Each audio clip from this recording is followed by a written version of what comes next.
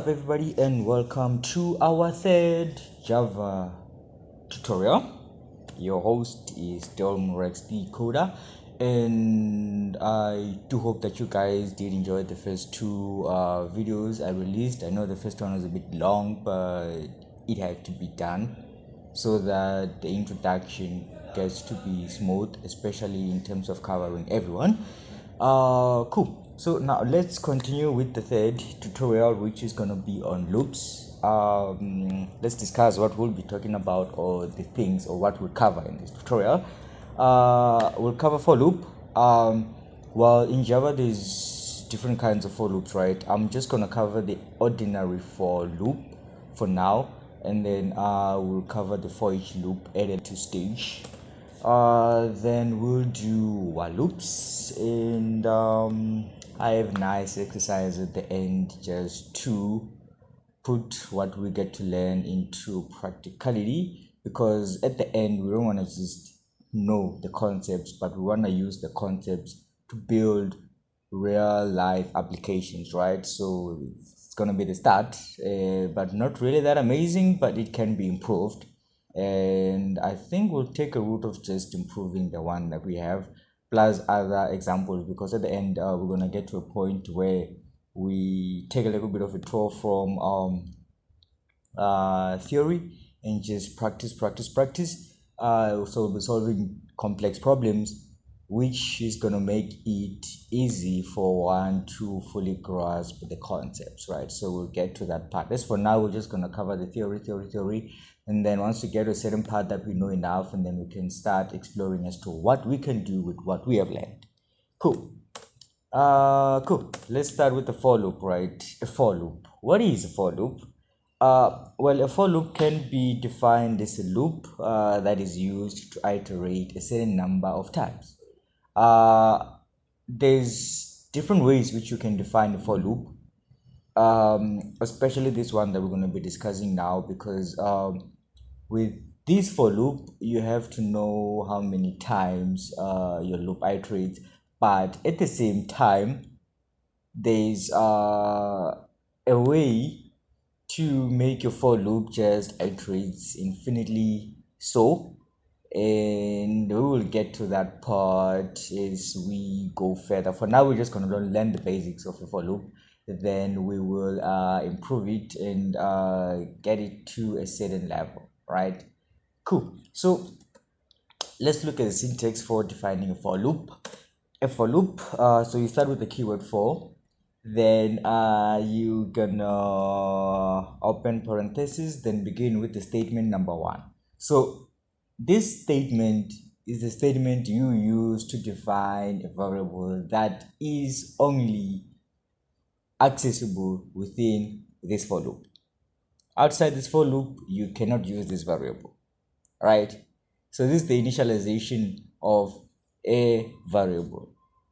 So recalling from our previous tutorials, you know how to initialize a variable, right? That's exactly what you're going to do here. You're going to initialize a variable of a certain type. In most cases, it's going to be an integer, right? Cool. Then we have a second statement, which is going to be a condition, right? So this is the condition that determines how many times your loop iterates, right?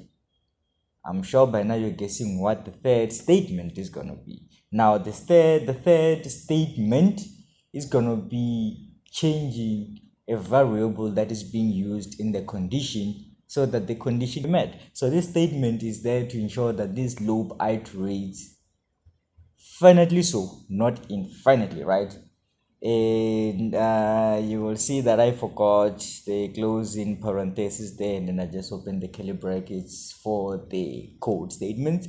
But bear in mind that the opening parentheses, there's a closing parenthesis, but I will also demonstrate that when we get to the code side.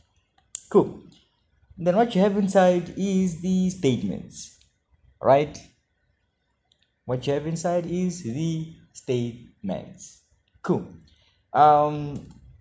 Let's head over to our favorite compiler, right? And we explore what we have.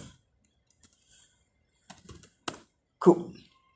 Let's head over to our favorite compiler. Yes, we got this. Cool. So we want Java, right? We are on Java. And I don't really like this. Wait, this outline might be good. Mostly I use this outline. Okay, depends on how you use it, but I feel like this one is way much better. I mean, I have enough space for my coding. Then I have to execute down. I have to just scroll up and down, and I can properly align it like this. And as we mentioned, we just love to start from scratch. I know I haven't explained much of the classes and all that.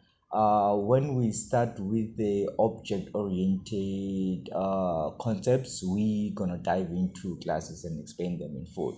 For now, just know that this is a way, or this is how you set up your environment so that you can start coding. So basically for now we are learning with an assumption that the environment is already been set. We're going to learn how to set up the environment, our coding environment, before we start coding. So we're going to learn how to do that. For now, we're just taking an assumption that we want to start learning from an environment that is already ready. It's already prepared for us to code, right? But then I will show you how you get to do that if you are that much intrigued to just want to learn it from scratch, like learning from the word go. You can just learn it from the word go without actually waiting for me to actually explain. And when I explain, it gets to be easy. I mean, it's a choice that one gets to make. Cool. So it's public public class, right? The coder. That's the other thing that also I love people to do. Like don't just use the names you get. Like you name your class anything, name it after yourself, name it after your nickname. Just have fun when you code. So you can name it anything. I mean, you can also name it after your boyfriend, your girlfriend, or that special person you have in your life. You can just name it anything. It makes it fun to code, and it gets to be less boring. Cool. So we have our class, and then we're gonna have a main method. Static void main.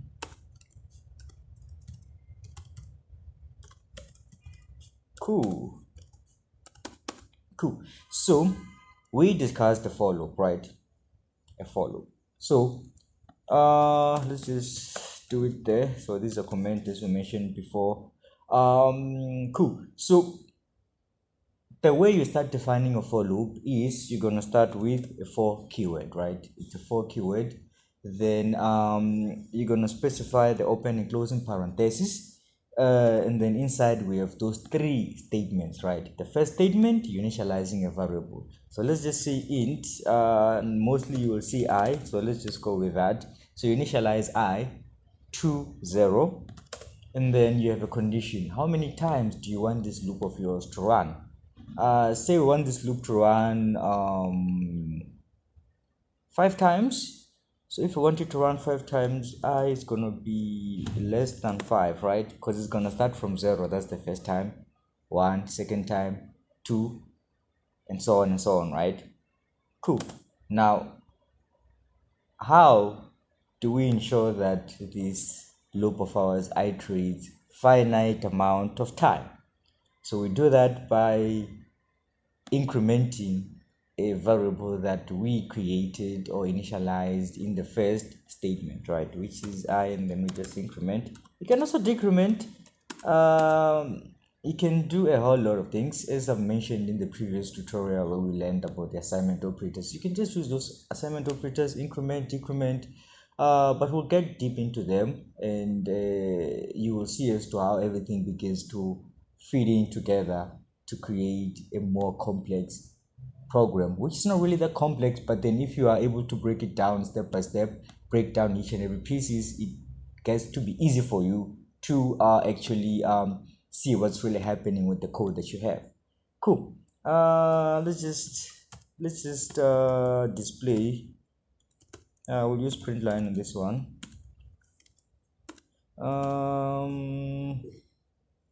Cool. Let's just display I. Cool, and the semicolon, right? And then let's execute our code.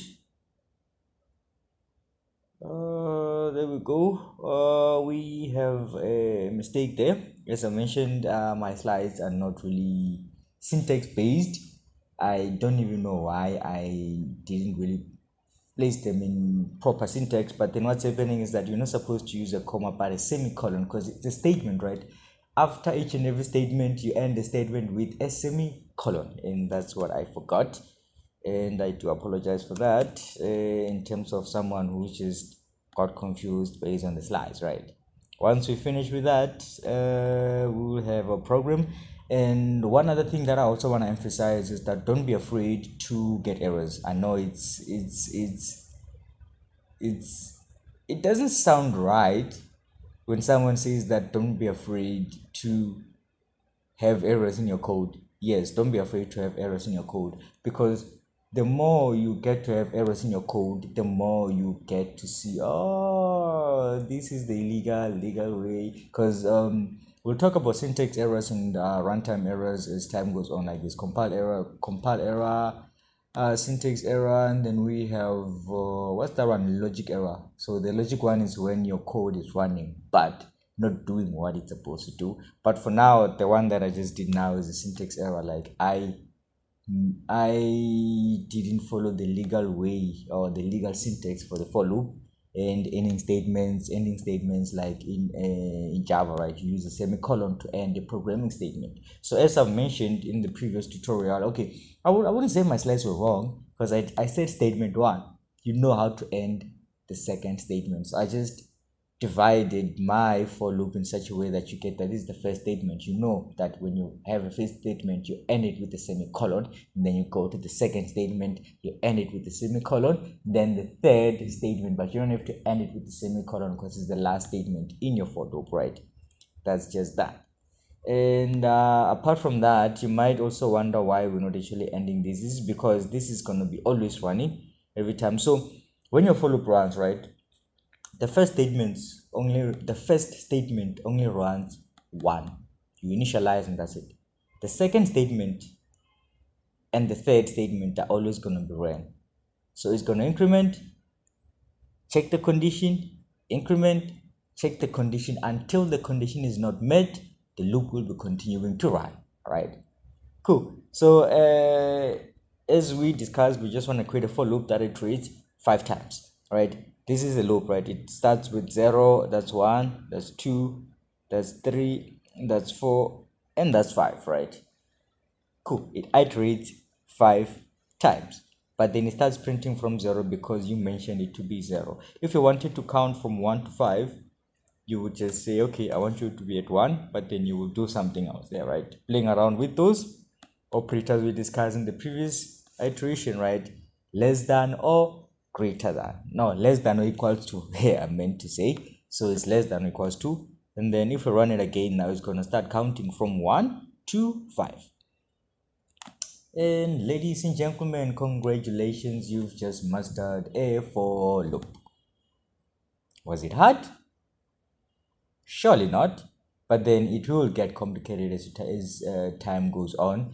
I also wanted to discuss the for each loop, but then I'm not going to discuss it now because I have to first cover the sequence that it's mainly for, which is a list, right, or an array. But then we'll discuss about that when we get to that. So yeah, that is a for loop, and let's head over to discuss a while loop.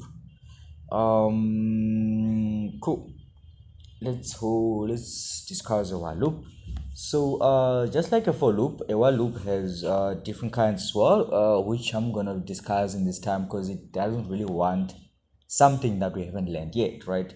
So a while loop. One question that one gets to ask is what is a while loop? A while loop is a loop that iterates through the code or the statements within its body. Pay attention to this definition because once you get to learn the for loop and the while loop, you get to ask yourself a question as to why would I want to use this loop and not the other loop, right? It gets to be a question that everybody gets to ask. What is the difference between these two loops? So just keep that question up in your mind. Just keep it somewhere just keep it somewhere actually. And then as we learn this, the answer to the question will avail itself. Cool. So a while loop, it is a loop that iterates through the code within its body. I know you can define it in any other way. This is just a definition I chose to use for this tutorial so that I can explain this while loop. And it will make sense as we continue to move further and further and further and further, right? Cool. So let's have a look at the syntax. So you start with the while keyword, then open parenthesis and closing parenthesis, then inside you only have a condition. You see how this one is different from the for loop. With the for loop, it is a must that you have those three statements. Initialize, you can choose not to initialize, but the first statement I think is supposed to be there, but we'll explore that as we get to move further and further, right? Because you never really know as to what extent a loop is capable of, and I want us to do it in a way that we explore. We get to have questions because I always love learning with questions, like always ask questions. Okay, cool. What if I do this? What if I do this? It's experimenting that helps you figure things out. You can learn as much as you want, but then if you don't really do the experimenting part, you will just learn and go with what you've learned and not what you discovered as well. I mean, it's not like you're discovering new things. Nope, you're just discovering something that you might have not came across when you learned, right? Because learning never ends and you can never know everything. So the best way to do that is through exploring. Cool. The inside is the statements, and then you have your while loop. Let's also discuss the other variant of while loop, and then we'll go to the application part. Okay, before the application, we'll just go to just demonstrate how we declare these two loops. Then we're gonna do the application. It's a nice exercise which I do believe you guys are gonna enjoy. Cool. So a do while loop is what we're going to be dealing with, and then it starts with the keyword do. And please don't mind my D being capital letter. It's not supposed to be a capital letter, it's supposed to be all small letters, right? It's do, and then open parenthesis, and then you have statements, right? And then yay, this time around on our code, on our slides, we have a proper way of ending a coding statement. And then we have a closing parenthesis, then it's going to be a while loop and a condition, right? Followed by a parenthesis, right? So why this loop? Why do we have this loop, and what is the main difference between this while loop compared to the previous while loop? So with this while loop, it starts by running the statement, right, before it checks the condition. So this loop is the loop that always iterates at least once before it checks the condition, right? That's the main difference between the two. So with the other one, if the condition is not true, it will not run. With this one, it will at least run once before it checks the condition. Cool. Let's head over to our online compiler. Cool. So we did the while loop. No, we did the for loop. Let's do a while loop, and then let's do this system.out.println.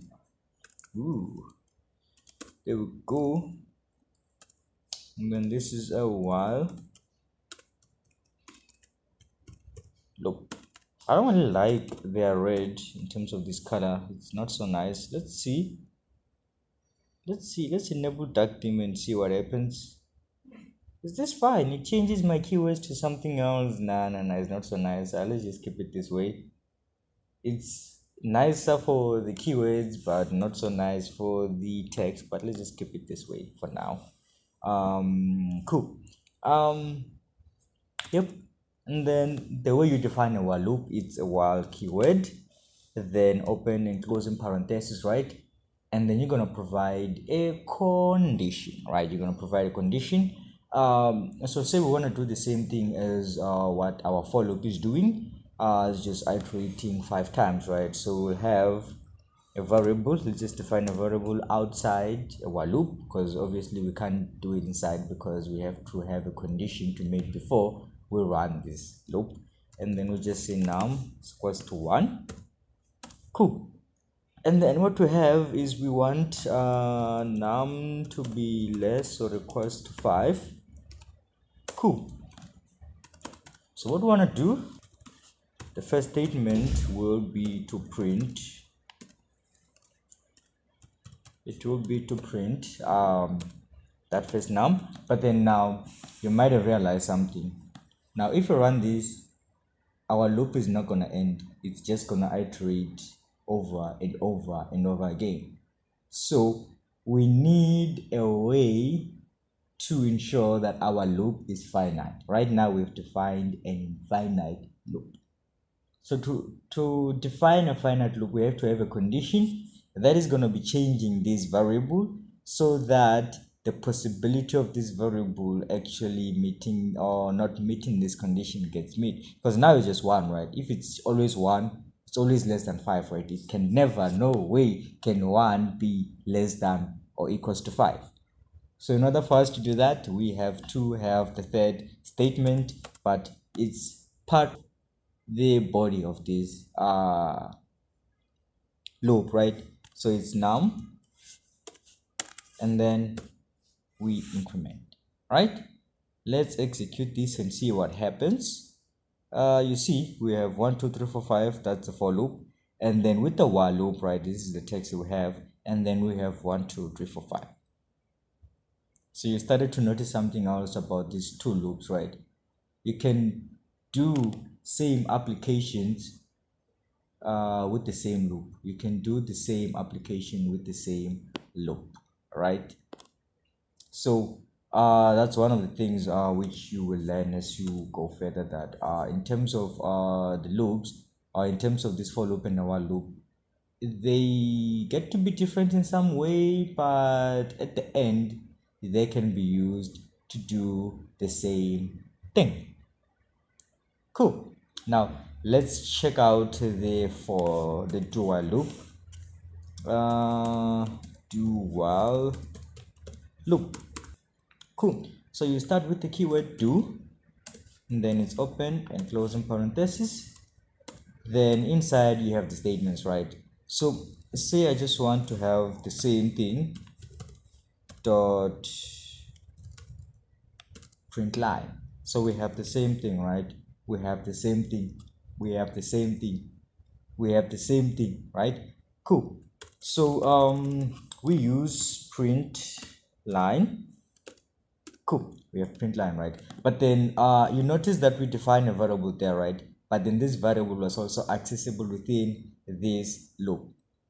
If we use the same variable as that, then our loop is going to start printing from 6, because this is going to end, because this loop ends when num is 6, because that's the only condition that gets to be false when you run your loop, right? So let's just say we initiate a variable int num1. Cool. It's num1, right? Then we start to print out it's num1. Cool. And then what we do is num1 plus plus, right? Cool. Then we end off with the last part.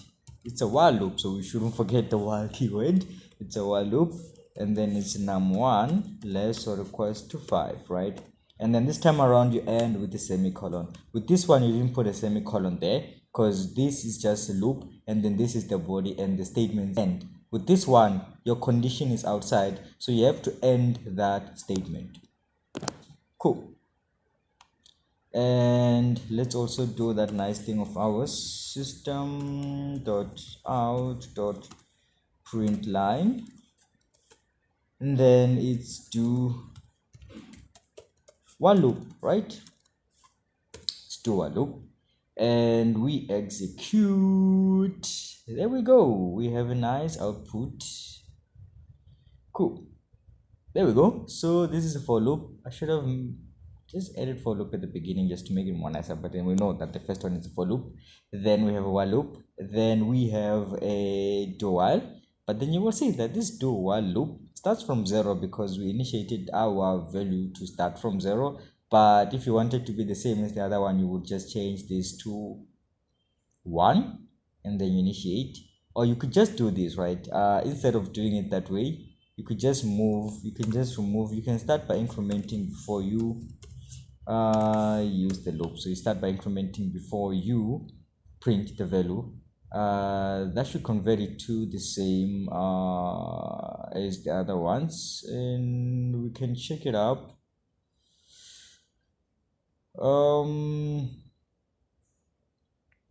Okay, so we just created an infinite loop. Yeah, we just created ourselves an infinite loop, and yep, let's stop this program and we do this one. Why? Because we're incrementing the wrong variable. So this one was always 0, so it kept on just being it. And then we execute, and we shall have ourselves a nice loop, and that's it, right? It execute, but then this one is not going to be exactly that because this is supposed to run when num is it's 1 or greater. So num is less or equals to 5, right? So it stops when it's 6, but then you will see that there's this a little bit of that happens in your loop. So this do while loop can misbehave at some point, especially for your application. So you have to be careful of which loop you choose to use, right? So if you're using it this way, then you don't have to have an equal sign, and then you just execute, and you will have yourself a loop that you want, right? Because now this loop iterates at least once before it checks the condition, right? It always does that before it checks the condition. So you have to be careful of how you use these two loops. In most cases, we use a while loop, but then it's very rare for using a do while loop. So a do while loop is when you want to do something first before you check for the condition, right? Do this before you check this condition, right? So this can be used maybe in validating the user input. What else can you use it for? So for instance, you want to check the input, right? So we're going to learn about the try and except. So it tries first before it throws an exception. We're gonna learn about all that, and I think it will make it easy to fully understand this do while loop. So for now, let's just keep it this way. And what I want to advise you guys to do right now is to go and practice these loops, get comfortable with them, and learn as much as you can. Don't limit yourself with just what you're learning with me. Go out there and explore, get to see how ways of using this loop, the tricks you can use on this loop or with these loops. Just go explore, that's what I would say. Cool. So now we're gonna clear all this because we want to prepare ourselves for the big event, right? Cool. Are you guys ready for the big event? Oh yes, I'm ready. There we go. So let's present this part. Cool. And 3, 2, 1, here we go. An exercise, finally. Cool. So here's an exercise, right? Let's not be too excited, because when you get to be too excited, the code gets to not be codering. The code gets to not be codering. I know that doesn't make sense, but at some point it will make sense as to why your code is not codering. Cool. So this is an exercise, right? Create a simple calculator that performs the following. Add 2 numbers, subtract 2 numbers, multiplies 2 numbers, divides 2 numbers, right? And there's a little bit of a message there, like division by 0 is not allowed, so you have to have a special message for a scenario where the number being the number that is dividing the other is 0. Cool. I will advise you guys to just pause this, attempt this question, and then afterwards proceed with the video so that you get to learn, right? Cool. So this is just a simple calculator.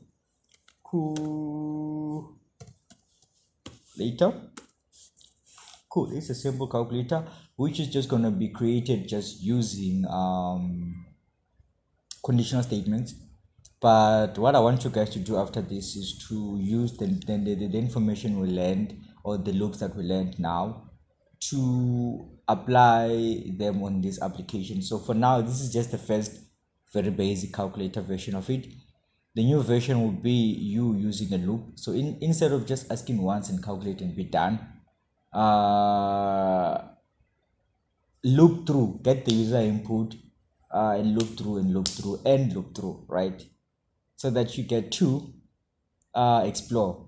For now, we're just gonna get okay, we can get the input. That is not a big deal. Let's just get the input. Cool. So it's import java.util.scanner. It's a scanner class, and as I mentioned, I will explain all this and also the classical. You can also create your own class with its own properties, and you import it on your project and use that class with the properties you defined yourself. We'll get to that part as time goes on. Cool. So we have int a, which is just gonna be, first let's create an object of a class. So it's scanner input. And again, please don't worry too much about this. I know I keep saying this, and you might be asking yourself, why is this guy always telling me all this and not really start teaching all that? So I just want to cover the basics first, and then we're going to cover the more complex part, because object orientation is not that easy to grasp, and it wants one to be at a certain level of understanding in terms of the coding concepts. So we start with the easy concepts, then we're going to cover the more complicated concepts, right? Cool. So it's input dot next int, right? Next int b input dot next int, and then we have a string op, and then it's input dot next line. So these are just the methods, right? This is the method for getting the integer, this is the method for getting the string, right? Cool. Then we're going to have a statement. So if op equals to plus, we want to do something, right? So if that's the case, we want to just add print line, and then we have a plus b. Yeah, and then we can just execute this program for now, and then we'll see that we didn't provide our inputs. So let's say it's 50, then 60, then a plus, right? Okay, cool. And then let's execute. Cannot find the symbol scanner. So it's a scanner class, right? Oh, I forgot. So it's a new object of a scanner class. I forgot that. And please don't worry, we're going to explain this in later stages to how you create objects, what are objects, classes, we'll get to that. For now, just follow through what we have, right? So cool. You see what we have is this, but our code doesn't display anything. We execute, it doesn't display anything. So say we do add, let's see what happens. Let's say we do add, still doesn't do anything.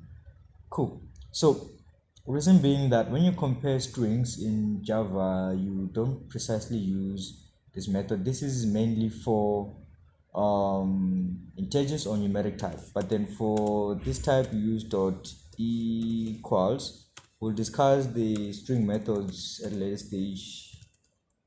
Equal, is it equals or equals? Okay, we'll get to find out now. So dot equals, I guess. Okay, that's equals, but still we not getting what we want to get. Cool. Let's rewind this, right? Let's rewind this. Cool. So we get that. Let's print that out first. Cool. That's A, and that's system dot out dot print line, and that's B. Cool. Let's print out that one. We have this, right? Cool. Now let's check what happens now. String, I'll just call it name, and then it's input dot next int. No, next line I meant. Cool. System dot out dot print line, and then it's name. Cool. And then let's execute this. Then you see something, right? It's not catching up this.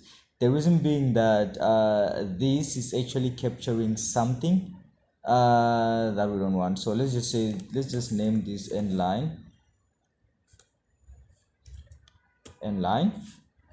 right? And then we define a string name, or let's just call it op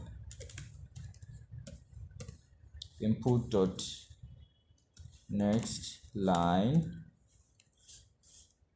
Cool. That's the next line.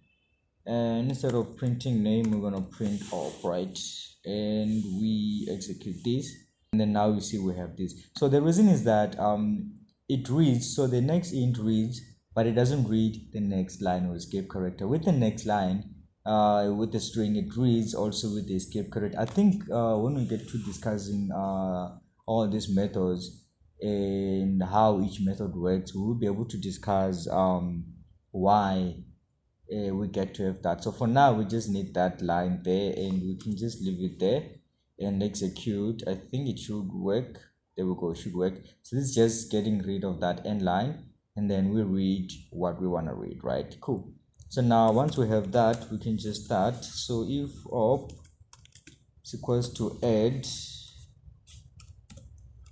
and then I also mentioned the other part about using a proper way to compare two objects, print line, and then we have a plus b, right? Cool. So if you execute this, you see what happens. It doesn't show us anything. And then let's try this then. Dot equals. So if we have this, there we go, it shows, right? So whenever you compare strings, you don't use the equal operator, but you use the dot equals, right? So you have a method for strings that allows you to compare two strings, right? So that's how you compare strings in Java, right?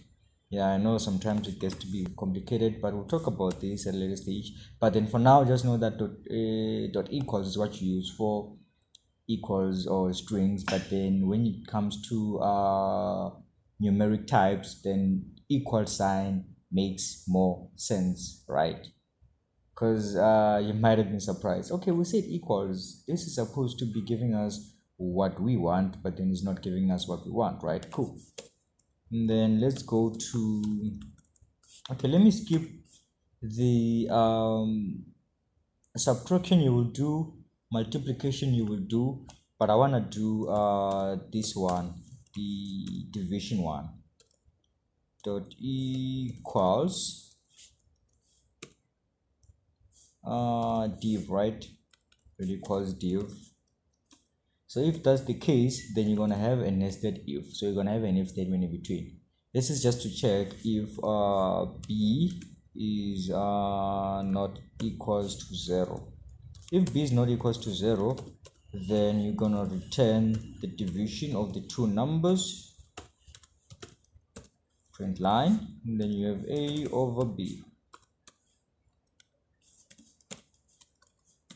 Else we have that condition, right? We have that condition that we can't divide by 0, so system dot out dot print line cannot divide by 0. Cool, and that's it. So let's test it out, div, or let me just show you the code because I think it's not really that clear. There we go. So what we have is we have an else if condition, right? So it's just the condition that is going to run if this condition is not met, and then inside you want to have a set of conditions, right? So if it's a division, you want to check if that second number you're dividing by is not 0. If it's not 0, then go ahead and divide. If it's 0, you cannot do that. You cannot divide by 0, right? And then we learn this when we get to try and accept. So with the try and accept, if you try to divide by 0, you will get an exception, right? So that exception, you're gonna catch it, yeah, and then you print the proper message. You just say that invalid or whatever that you wanna use. So for now, this is just on a basic level, right? It's on a basic level, and yeah, let's check it up again. So this division, right?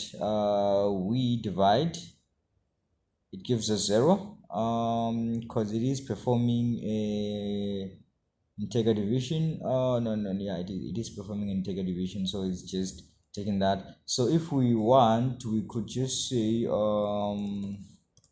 float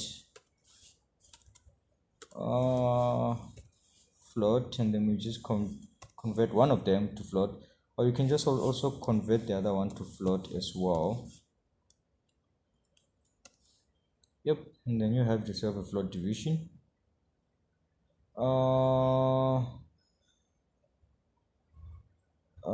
What did we miss? I think we're making a mistake there. Okay, let's just do this q, and then which is just a float, right? It's a float.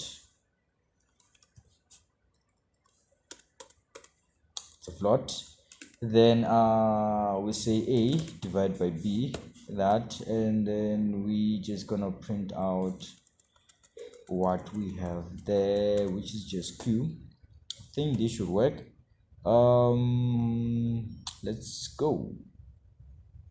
There we go, 0.0, because I'm dividing 50 by 60, right? But then it shouldn't be giving me that, but something else. But yeah, we'll just check it out later, because if I change this and say 80, and then I do this, then I get myself a nice, but then this is still not performing the division that I want.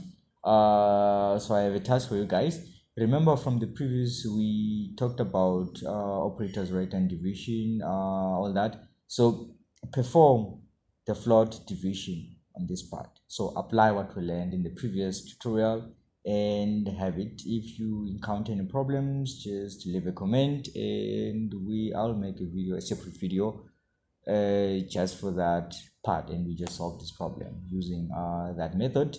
Cool. So now say we divide by 0, that's all. Let's first return whatever we had there.